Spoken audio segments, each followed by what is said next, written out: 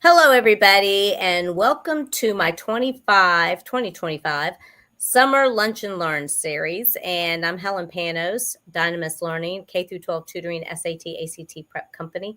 And we do executive functioning now as well. We do advocacy, helping parents advocate for their kids through the school system. But today, and in the first four of my Lunch and Learn series, we're going to be talking about executive functioning. If you had joined us during the spring, you probably recognize Krystal. And I just realized, Krystal, that our names are not on here. It looks like StreamYard changed some things around. Uh-oh. Our names disappeared. Great. Okay. So welcome to the first Lunch and Learn series. How you doing today? I'm doing pretty good. How are you, Miss Helen? Good, doing good. So today, guys, we're going to be talking about the power of self-monitoring and helping students learn from the past. And we have a free gift offer for you. We felt like this was a good topic to begin with because, school's wrapping up here this week, actually. And, it's a good time to kind of self-reflect, look back, self-monitor. So we have four great topics coming up for the next 4 consecutive Wednesdays. Well, today is the first, and then all the way till middle of June. And Krystal will be joining us to talk about these different topics. You will see a graphic every week on my page, on my Dynamis page, that tells you the topic coming up. And here's the one for next week. You might want to hang out for this one. Why maintaining a consistent summer schedule is important. Wow, that's big for parents, right? So, Krystal, why don't we begin with you introducing yourself to our watchers, our listeners? All right. Well, my name is Krystal DeMint. I am an executive function coach. I have been an executive function coach officially for about 4 years now. And before that, I worked in business management in HR, helping people with their executive functions, as well as my own experience of growing up with my executive dysfunction and ADHD. And so I've been there and I know what to do. I figured it out. So here I am. Been there, done that, huh? Mm-hmm. So anything else you want to add? Or I know we've been busy, right, with executive functioning, even for the summer, folks. Some people may think you can't do it over the summer, but yes, you can. Isn't that right, Krystal? That's right. Over the summer is a really good time to work on personal development. It's also a really good time to reflect on the school year and, talk about what worked and what didn't work, and then prepare mentally for what is coming. Especially if you're jumping from 8th grade to high school or from high school to college. Those are two different areas where we're going to find a lot of executive dysfunction. And so must be why we have a couple 8th graders, huh? Yeah, that's right. Yeah, big jump, and parents realize that. So let's start off by me asking you: Could you start by just defining what self-monitoring is in the context of K through 12 students? And I know we do executive functioning more for 6 through 12. But how would you define self-monitoring for parents? So self-monitoring it's essentially a student's ability to be an active observer of their own learning, behavior, and thinking. And so it's kind of like managing yourself and reflecting on what you're doing. A lot of times there is a rush that's going, we want to rush through something so that we can get to the interesting stuff. And so we tend to forget to ask myself, how am I affecting others right now? Or did I pack my lunch? Did I finish my homework? Am I learning the right material is a good one. It even goes down to, am I drinking water and am I eating? And so, the whole day can go by without a single thought in this direction. And so it's important that we learn these skills. It's really amazing. If you think about it, it's sometimes hard to remember to drink water and eat lunch or whatever if you're really busy. That's right. And for a very busy brain that's just naturally very busy, you're going to miss a couple of those things here and there. And so it's important to learn to stop and take, and observe what's going on with you and your surroundings, and, to pick up. We need to teach that to kids. We can't assume they know what to do with that, right? Right. To even do that. Right. And it comes naturally to some people. Some people are very good at it, but a lot of people, especially those with, on the spectrum and with ADHD, they have to learn it. And Mm-hmm. so supporting that as an adult, especially for the younger ones, you have to function for them in that way already. And then, for the older students, if they do have issues with executive dysfunction, they're going to continue with that. And you still have to try to help them to develop that. And Mm. so also, of course, coaching is that's part of what we do, is helping to establish those types of things. Mm-hmm. And in terms of staying focused on task and keeping track of belongings for kids, what are one or two simple, actionable strategies that we can give parents today that they can start using even today or tonight to help their child develop better self-monitoring skills? Awesome. Okay, so great question. Yes, I So like that question. yes. So there's one thing that I do myself, and I always have. I picked this up working as an operations manager in a restaurant. So I was walking around everywhere, and I had a notepad with me. Okay, and I call it the distraction parking lot. Okay, it's like everything and every thought, even if it's something that is important, goes into one list. And so it's kind of a brain dump that we can do in that moment to keep focused on what we're doing. And so any topics, ideas, worries, things that we anticipate we would distract us from doing what we need to do, that would derail us, you put it on a piece of paper. Now I use these stenograph notebooks these days because they're small. They have a line right down the middle. And so I'm able to brain dump on one side, and then I Ah, can go over and categorize or do whatever I need to do. If I need to create a new list off of it, you can number them. You can say, how long is this one going to take? And so that you can help to build also those time management skills using something like this. that's cool. Mm-hmm. That's a great idea.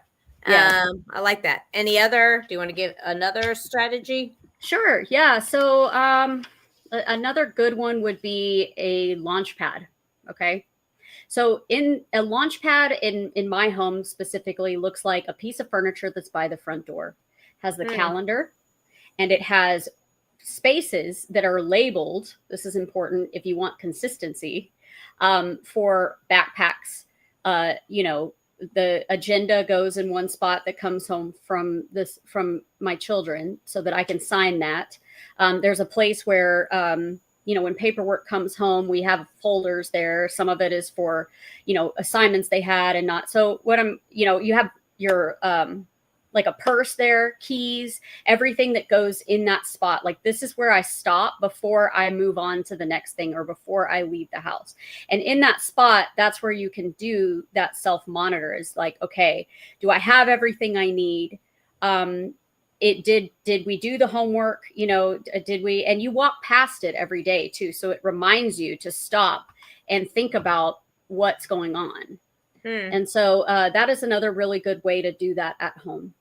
So if they have sports, for instance, and maybe their cleats, if they're playing football, let's say, are there, or anything they have to take, maybe there's a bag of stuff, right, that they have to take to soccer practice or to, Mm-hmm. I know this is probably a big deal, is people remembering to pack up. Let's say they're swimming, the kids are Mm-hmm. swimming. Do you have your towel? Do you have if you're outside, sunscreen? Do you, because some of the meets are outside. I Mm-hmm. sponsored a team that was outside pool the whole time Right. last year. Mm-hmm. A lot of them are indoors, but there's several that are still outdoors too. So sunscreen, a towel, maybe flip flops. Is it good to do a checklist? And maybe where would Mm-hmm. that checklist go? Would that go on the launch pad Yeah. too, or is Mm-hmm. that in their room? And then they leave the bag, they pack it. Maybe they have to pack it from their, bedroom where the closet is, and then they Mm-hmm. go and have to leave it at the launch pad. Yeah. Mm-hmm. And so you could have a checklist there, one of these pads there to sit and be like, okay, what is it that I need to do right now before I leave? Or what is Mm-hmm. it that I need to do tomorrow before I leave? And have that area to put everything in. Because a Mm-hmm. lot of times, what will happen is you'll have a bag that gets packed and it's placed in a different spot every time. And just that little bit of inconsistency makes it so the brain is scattered more. So just bringing that into one place where they can touch and go is going to help with that. So it reminds me, hey, I need to stop and think about this right now. And it's there, it's tangible, it's in the way, it's hard to avoid. And so getting in the habit of doing that, of course, takes a little bit of parent guidance. But when that does become a habit, it remains a habit lifelong. Is it still true that it takes 21 days to form a habit? It does, sometimes faster, sometimes longer, but essentially what we try to do is 21 days. 21 days of doing something, and then see where you're at with it.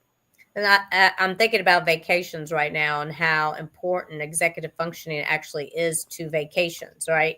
And if you're going overseas, wow. I mean, I even get like kind of overwhelmed, like, oh, this is so different in packing, really. And I'm hearing a lot of parents are going overseas. And I have to put in a plug for Destiny. We both know my assistant, Destiny, and she's got a baby, right? And a 7-year-old.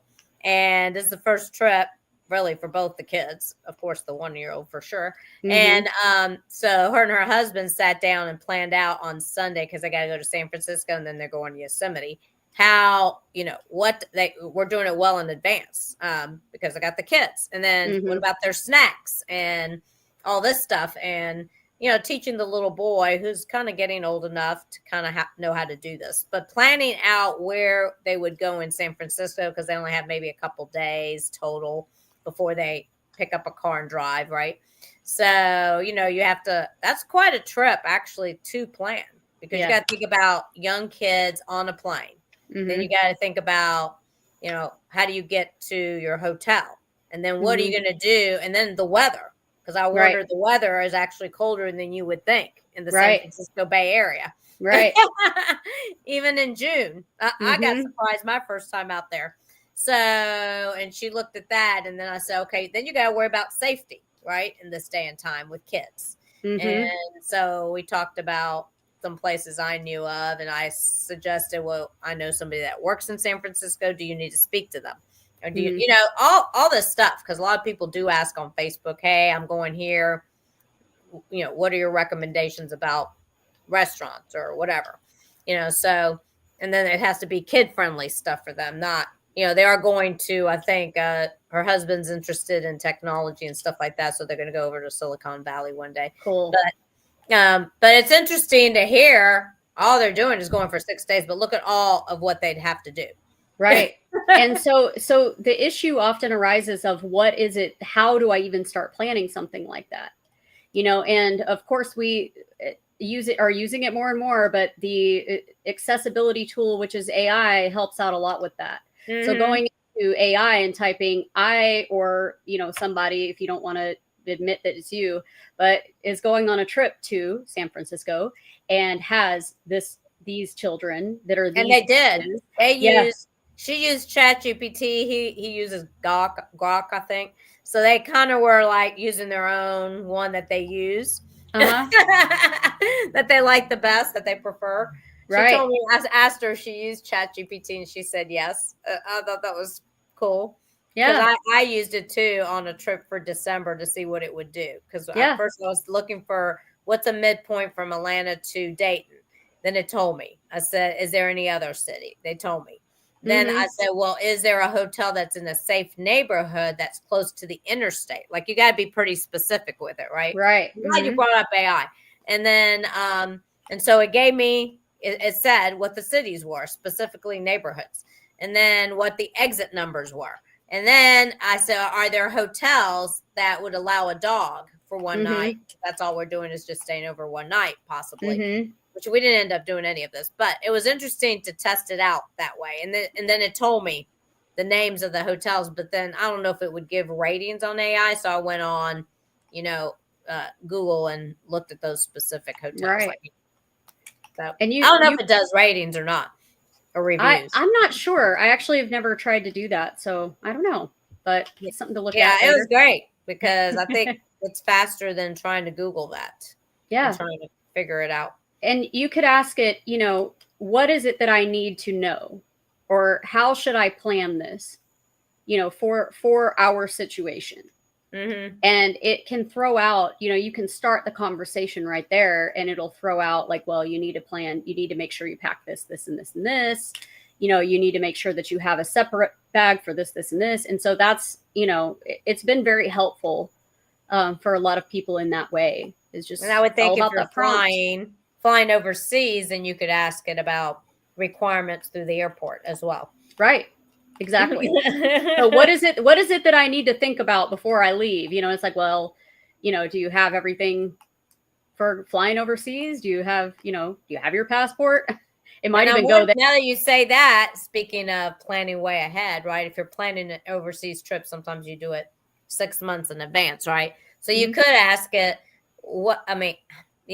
leading up to 4 months leading up to my trip to whatever, Greece, then what do I need to know in different segments? 4 months out, 3 months out, 2 months out. Exactly.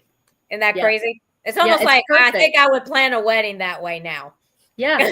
Yeah. This to me, as an executive function coach, AI is an accessibility tool. It's an accessibility tool because it helps to fill in that gray area of, I don't know what to do right now, or like what order to do something in. And I'm poor at time management skills and planning. And so here's a thing that helps with all of that. And so definitely utilize that, like, what is it, for instance, if you're talking about children, like, okay, I signed my child up for soccer. What do I need? If I'm leaving the house, what do I need? And it's going to give you a list of things and things to think about. It usually goes off. Yeah.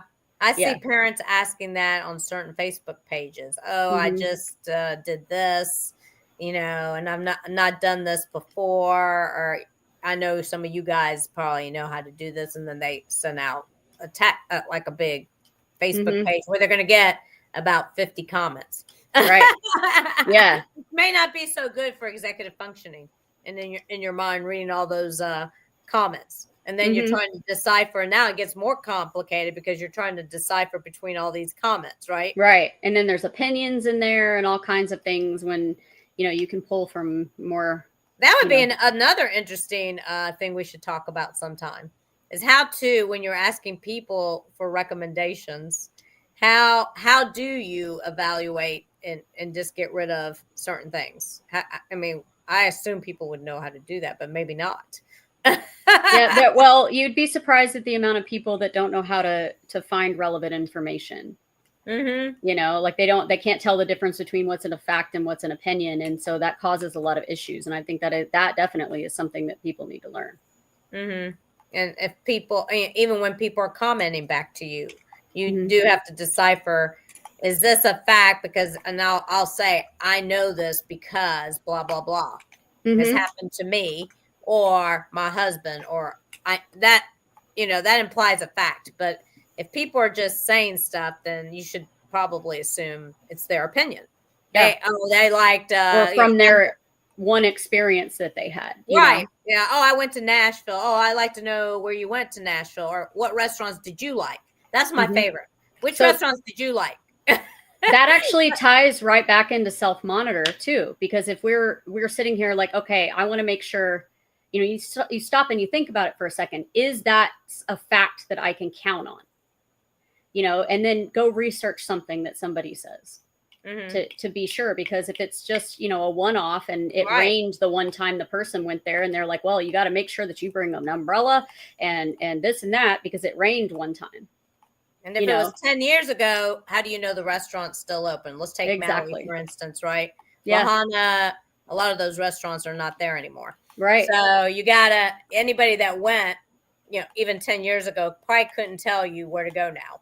Right. It's that simple.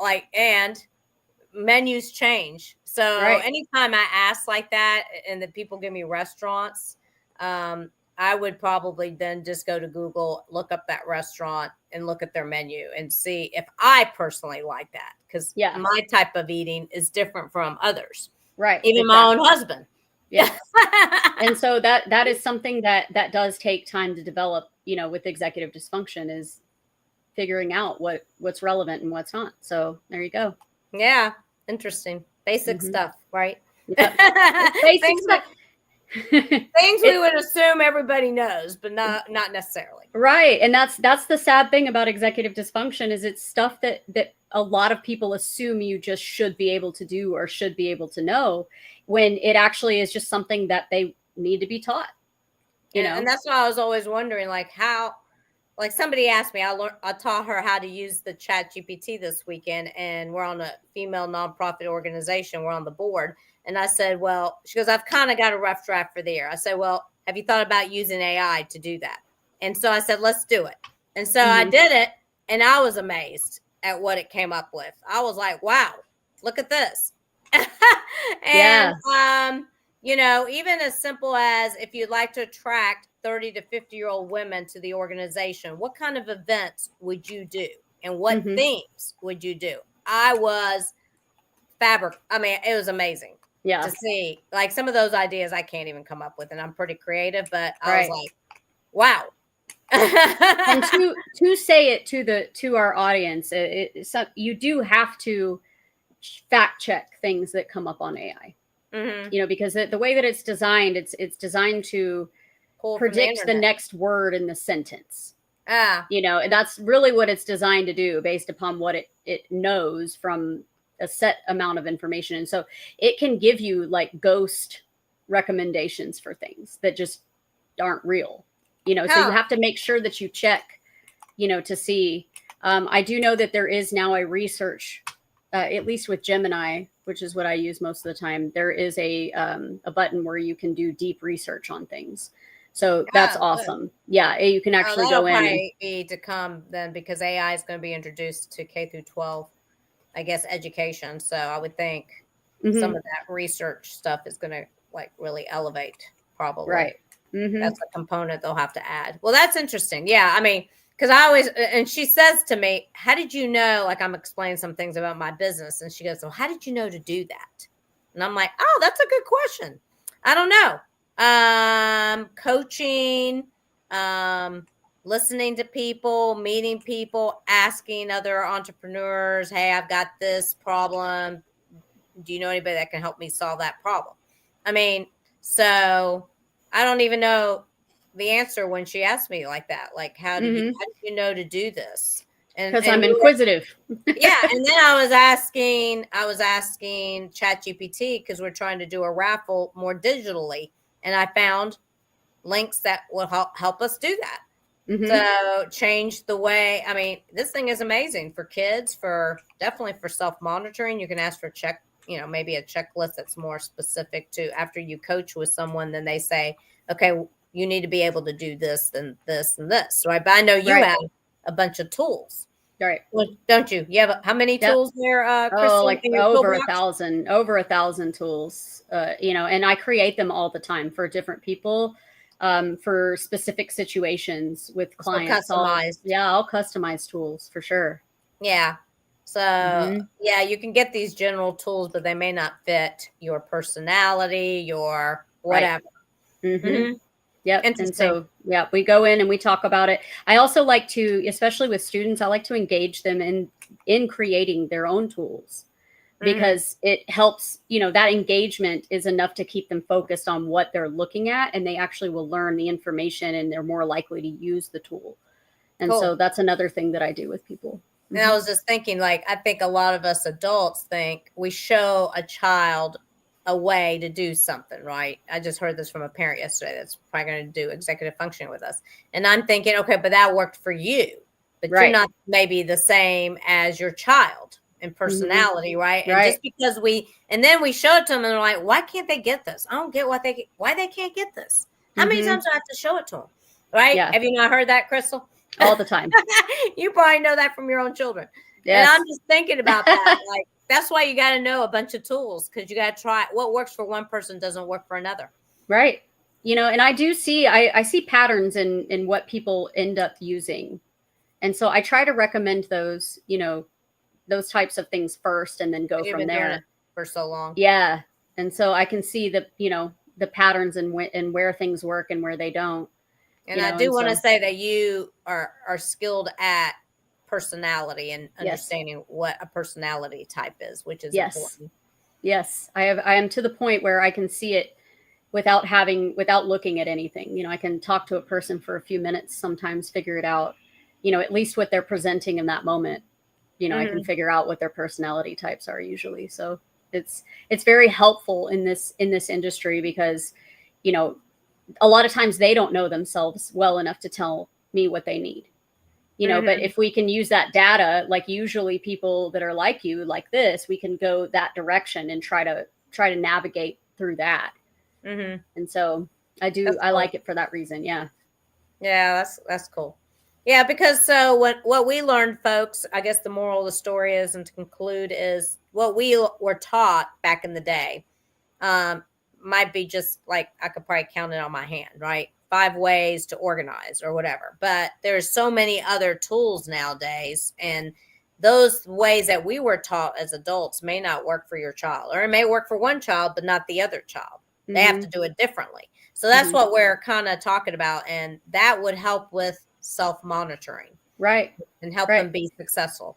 Did right. I say that well? Yes, you did. And you did. And so it also is, you know, figuring out how far that individual needs to go to get somewhere, you know, because some people, they don't do well with a very strict schedule. It actually stresses them out. And then some people, it stresses them out not to have a strict schedule. And so throwing that out, it like, oh, well, this is how you schedule. And the person's just like, this is too much for me. Like I spend all of my energy trying to keep this schedule going. And so what we do is we figure out a way to like a middle ground for somebody like that. And most of the clients that come through are like that. Where they've given up on it. A parent about her child that sounds just like that. Yeah. Yesterday. They've given up. They've given up on scheduling because it just, I don't know why I can't do this. Well, it might be because it's too much for you. That type of scheduling is too much for you. And so that's very important. You know, personality plays highly into that. And maybe even the schedule, because we see a lot of parents that do overschedule their children. Yes. And some of it is the children think that they can handle it. So, because I hear plenty of things. So I think that's important for a parent to be aware of, whether their child can really handle this many things in a very busy schedule. And teaching them self-monitor and them, you know, figuring out what they can handle and then advocating for themselves. Right. Because a lot of children don't think they can even advocate for themselves. They're just like, well, this is what they said I have to do. So here we go. You know, when it's like, okay, hold on a second. They could actually say something like, that might be too much for me. And this is why. You know, the energy levels are different for people that have ADHD and autism specifically. Yeah. So cool. Well, I thank you for your time, Krystal. I think this really actually was very helpful in a lot of ways. That's what I want to do. And I want everybody to know your free gift offer is the bit.ly is right there, the link. You can get it. I will also put it on the actual post, so it'll show up in blue. So you can just click on it and make sure to, you know, school's ending, but this is a perfect time to go ahead and reflect while it's fresh on their mind. I used to think, oh, let's wait till July, end of July, before they go back to school to do it. But now I'm rethinking that.